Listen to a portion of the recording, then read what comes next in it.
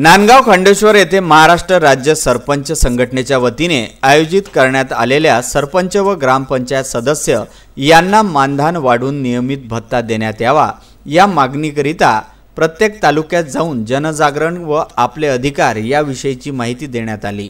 महाराष्ट्र सरपंच सदस्यांना मानधन भत्ता नव्हता।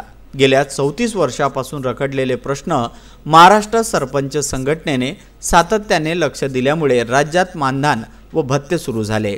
आमच्या दबावामुळे टप्प्याटप्प्याने वाढत गेले, परंतु 15 ऑगस्ट 2014 पासून तत्कालीन आघाडी सरकारने सरपंचांना लोकसंख्येप्रमाणे 2000, 1500 व 1000 रुपये मानधन व सदस्यांना 200 रुपये मीटिंग भत्ता लागू केला।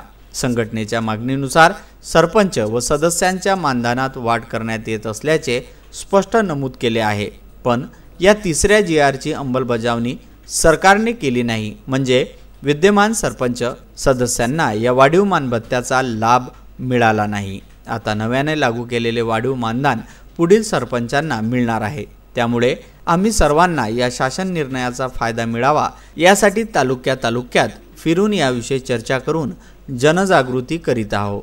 म्हणून जे रनिंगमध्ये जे सरपंच आहेत यांच्यावर कुठल्याही प्रकारचा अन्याय होऊ नये, महाराष्ट्रातल्या हजारो सरपंच सदस्यांना न्याय मिळाला पाहिजे, म्हणून एक महाराष्ट्र सरपंच संघटना आपलं स्वतःचं कर्तव्य म्हणून 2014च्या GRची अंमलबजावणी झालीच पाहिजे, म्हणून मुंबई उच्च न्यायालयाच्या नागपूर हायकोर्टामध्ये त्या GRच्या अंमलबजावणी हा आव्हान दिलं आहे आणि त्या आव्हान दिल्यामुळंच मंत्रालयात सरपंचाच्या मानधन भत्त्याच्या हालचाली सुरू झाल्या आणि राज्य सरकारनं शिर्डीला सरपंच परिषद आयोजन करून नव्याने मानधन वाढ लागू केली। पण आता या नव्या मानधन वाढीचा आमच्या सरपंचांना काही उपयोग नाही, म्हणून आता आम्ही या सरपंचांना सर्व जागृत करू, संघटित करू, ठिकठिकाणी मिटिंगा घेऊन जागृत करतो आहे, माहिती देतो आहे।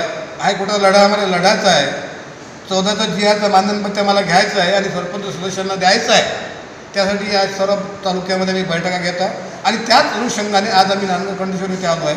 असे या कार्यक्रमाला महाराष्ट्र सरपंच संघटनेचे प्रदेश अध्यक्ष गजानन बोंडे, उपाध्यक्ष नीता सावदे चव्हाण, मंदा वासनिक, अरविंद पाटील चोरे, कल्पना मुरादे, सुनील शिरभाते तसेच तालुक्यातील बरेच सरपंच व सदस्य मोठ्या प्रमाणात उपस्थित होते। व्हीसीएन न्यूज करिता नांदगाव खंडेश्वर वरून उमेश चौकडे यांचा हा वृत्तांत।